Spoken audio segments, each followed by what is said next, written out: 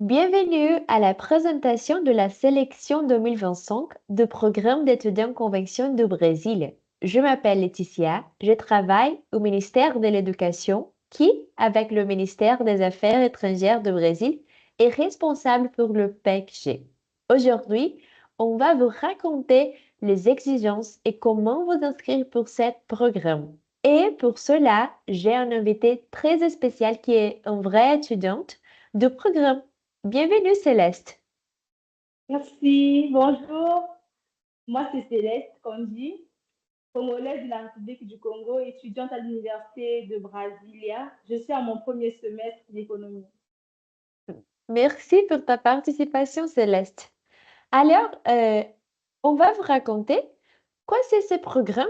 Bon, en premier, il est un programme officiel du gouvernement brésilien qui vous offre des places gratuites dans des établissements d'enseignement supérieur brésiliens. Tous les candidats de 74 pays participants peuvent y participer. Il n'y a aucune limite de places par pays. Le PEC a trois modalités dont on va parler de deux aujourd'hui, le PEC-Jeu qui fait référence à les études de licence, alors le premier cycle d'enseignement supérieur, et le PEC-PLE qui fait référence au cours de portugais comme langue étrangère au Brésil qui vous prépare pour vos licences ici, dans notre pays. Le PEC-G alors vous offre de places gratuites pour la licence complète, j'ai déjà dit ça, d'un cours dans tous les domaines des connaissances. Il y a inscription annuelle gratuite auprès des ambassades et consulats brésiliens dans des pays participants. Et ça, c'est très important, à la fin de vos études, tu, un étudiant, dois retourner dans tes pays d'origine après l'obtention du diplôme. Alors, Céleste, comment s'est-il passé pour toi quand tu as fait ton inscription pour le programme? Moi, mon inscription, bon, s'est bien passé. Je suis allée à l'ambassade premièrement, à l'ambassade pour récupérer la liste des documents à fournir pour le dépôt des dossiers. Et après ça, j'ai fait en sorte d'avoir tous les documents qu'on m'a demandé à l'ambassade. Après, je suis allée pour déposer et j'ai attendu d'être présélectionnée pour le PQG. Ah, et tout s'est passé bien, non? Parce que maintenant, tu es avec nous. Mais est-ce que tu parlais le portugais avant de commencer tes études? Non, je ne parlais pas le portugais. J'ai appris le portugais ici à l'Université de Brasilia. Dans mon pays, j'ai commencé à apprendre des trucs basiques sur le portugais, comment dire bonjour, comment dire où se trouve tel endroit. Mais quand je suis arrivée ici, j'ai eu des cours de langue pendant pratiquement une année. Et c'est ce qui m'a permis en fait d'apprendre le portugais et de pouvoir le parler couramment. Ah oui, et c'est vrai que Céleste le parle très bien parce qu'on a déjà parlé en portugais. Alors, félicitations Céleste. Elle a fait partie du PEC PLE qui vous offre de places gratuites pour les cours de portugais et des cultures brésiliennes, comme nous a dit Céleste, par environ un an. Ces cours-là a comme but vous préparer par l'examen de CELP-BRAS, le certificat officiel des compétences en portugais brésilien. Alors, à la fin de cette année-là, vous passerez l'examen et en cas de réussite, vous pourrez commencer vos études de premier cycle via le PECG dans l'année suivante. Et c'est cela que Céleste a fait. On a beaucoup d'avantages dans le programme. En premier, bien sûr, il n'a pas de frais d'inscription, alors les places pour la licence et pour les cours de portugais sont complètement gratuites. Et il y a aussi l'assistance médicale, dentaire et pharmaceutique par le système de santé publique qu'on a au Brésil, les SUS. Vous recevrez gratuitement aussi votre diplôme légalisé à l'ambassade où vous vous êtes inscrit à la fin du programme.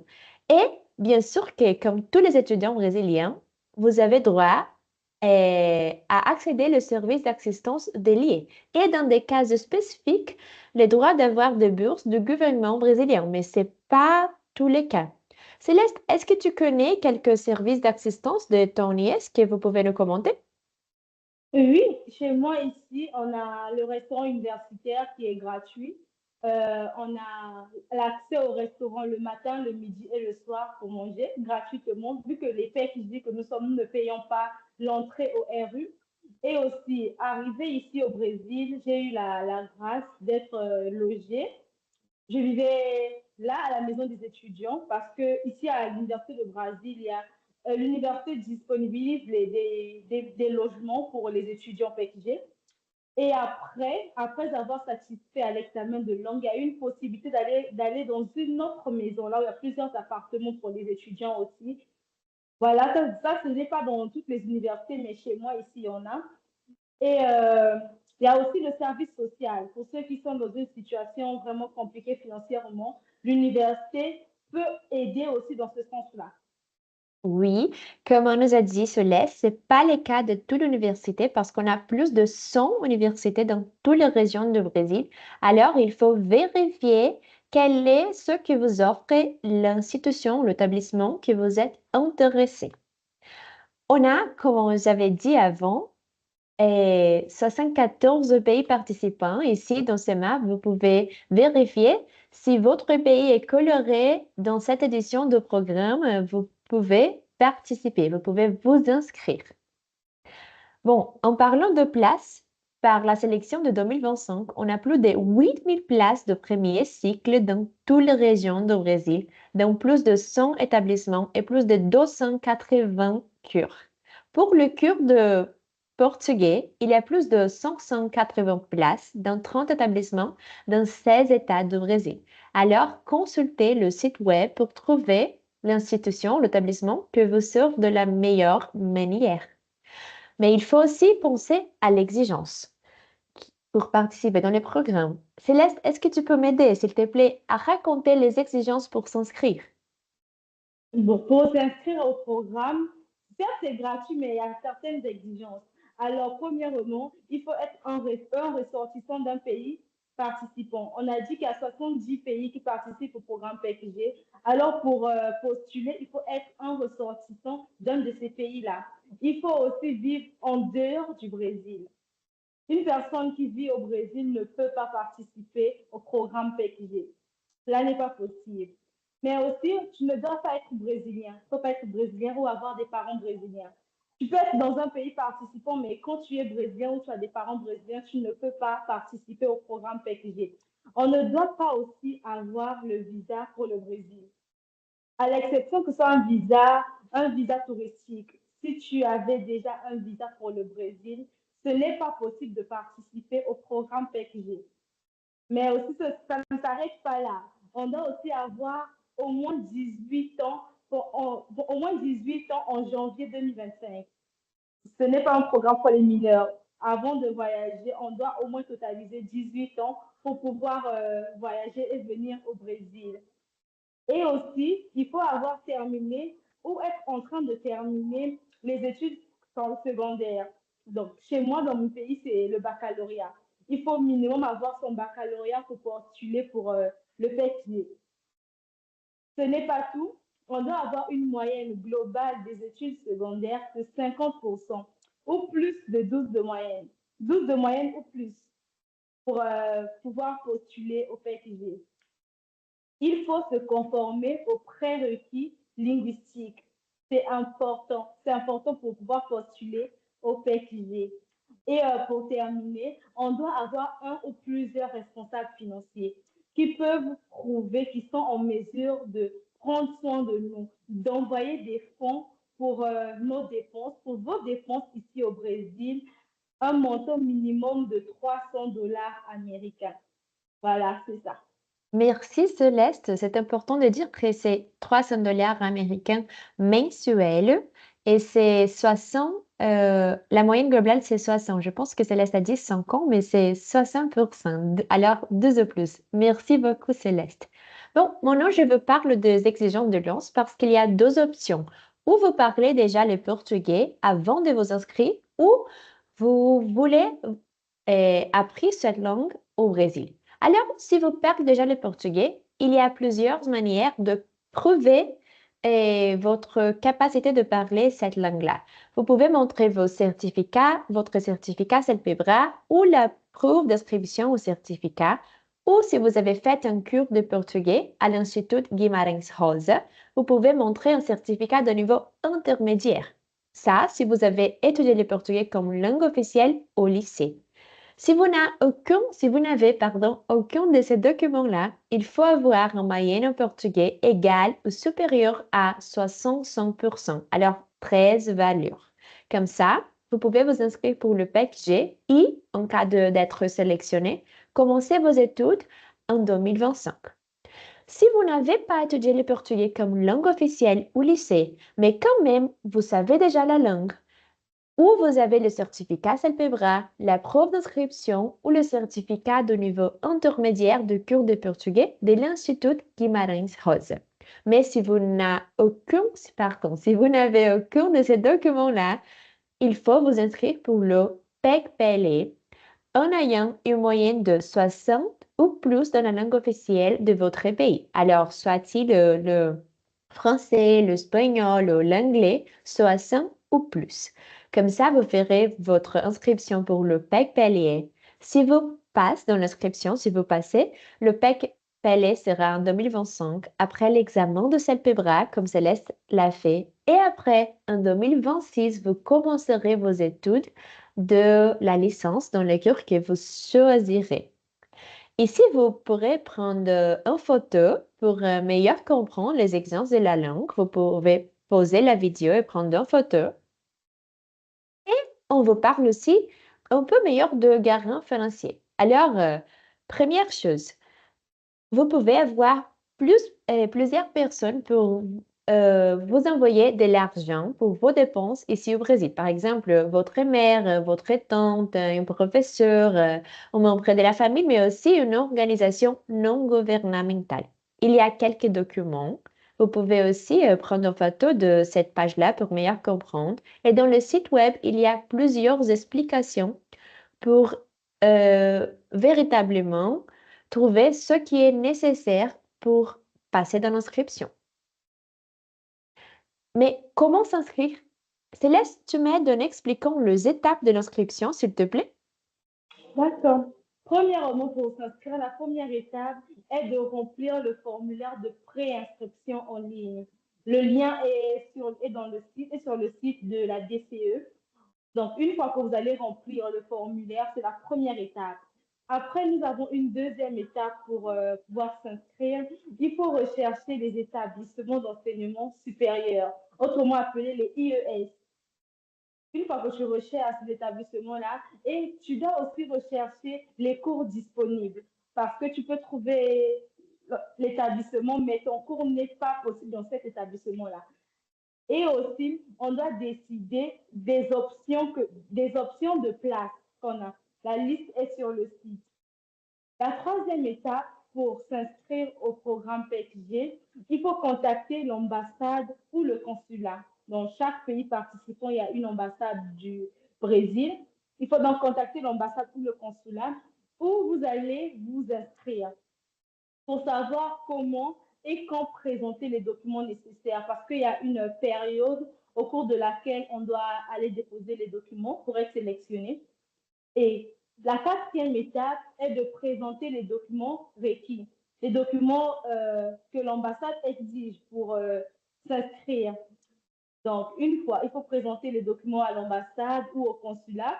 La liste des documents aussi est sur le site de la DCE. Enfin, la dernière étape est de finaliser l'inscription à l'ambassade ou au consulat. Donc, après avoir fait les 4 premières étapes, il faut aller finaliser l'inscription à l'ambassade. Oui, c'est ça. Merci Céleste. Ici, sur le site de la DCE, comme on parlait, vous pouvez utiliser les codes. Et ici, pour vous montrer, c'est le formulaire de préinscription. Toutes les questions sont en 4 langues, alors portugais, anglais, espagnol et français. Alors, ça ne sera pas difficile si vous parlez le français.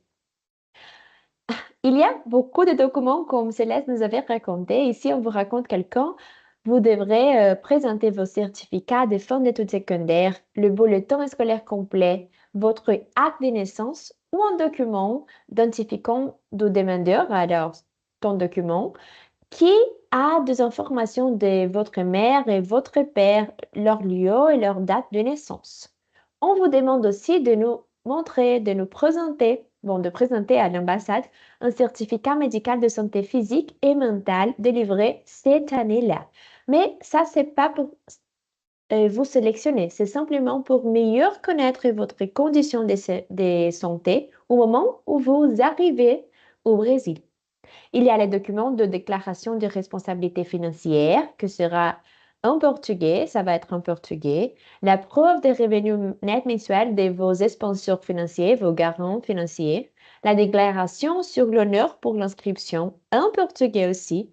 Et si vous avez des documents qui ne sont pas en portugais, en anglais, en français ou en espagnol, une traduction simple de ces documents-là.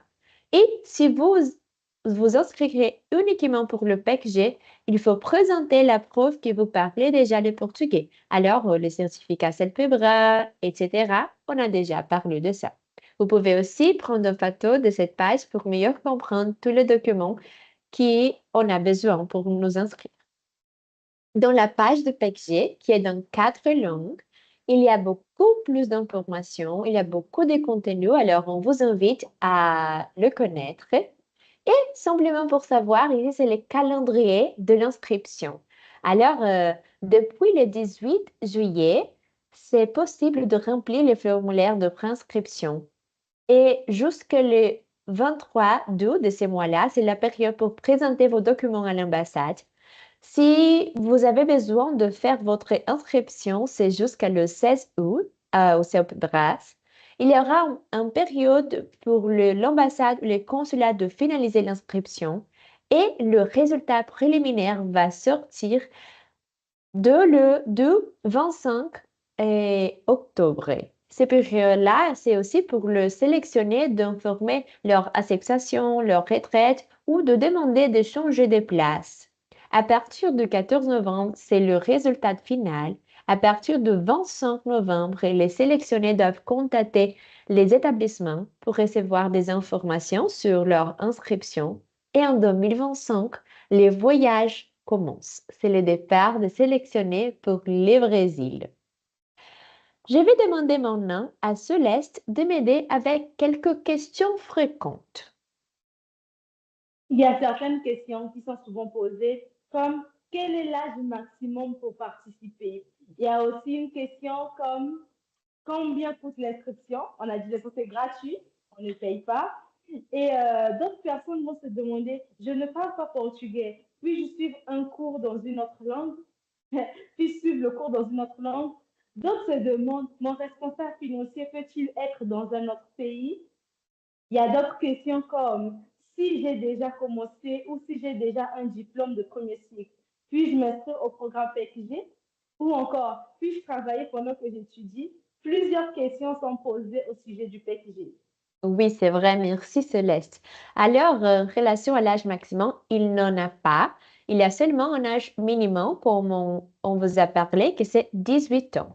Mais vous pouvez participer n'importe l'âge que vous avez. L'inscription est gratuite, Céleste nous a déjà dit. Et si tu ne parlais pas portugais, il faut vous inscrire pour le PEC-PLE parce qu'au Brésil, toutes les licences sont offertes en portugais. Votre responsable financier peut être de n'importe quel pays. Alors, si vous avez par exemple un frère aîné qui habite en France, qui habite dans une autre région, un autre pays, c'est possible, même au Brésil, de vous envoyer des fonds pour votre manutention au Brésil. Si vous avez déjà un diplôme, il n'y a aucun problème. Vous pouvez quand même venir au Brésil et faire une autre cure, une autre licence. Et si vous avez commencé un cure déjà, au moment où vous commencez vos cures ici, votre cure ici au Brésil, vous pourrez parler avec l'institution pour regarder s'il est possible de utiliser ce que vous avez déjà étudié. Mais ça, c'est au moment de commencer vos études.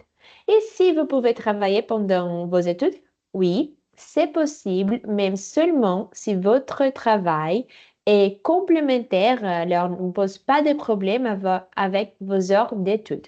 Parce que l'objectif du programme, c'est venir au Brésil pour faire vos études. Alors, c'est ça. Et Pour en savoir plus, on vous invite une autre fois à visiter le site web de PECG, à consulter les documents, à lire l'avis de sélection, à parler avec vos amis qui sont déjà au Brésil et principalement à contacter l'ambassade ou les consulats du Brésil dans votre pays. Céleste, est-ce que tu, pardon, est-ce que tu désires de laisser un message pour le candidat?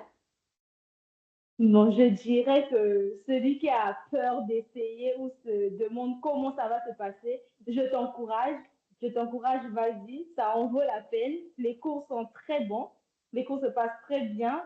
Alors, tu peux tenter ta chance et tu peux être retenu aussi et venir au Brésil comme moi, étudier et t'épanouir au Brésil tout comme moi. Merci. Merci. Oh, merci Céleste. Alors, c'est cela. Bonne chance. Bonne chance.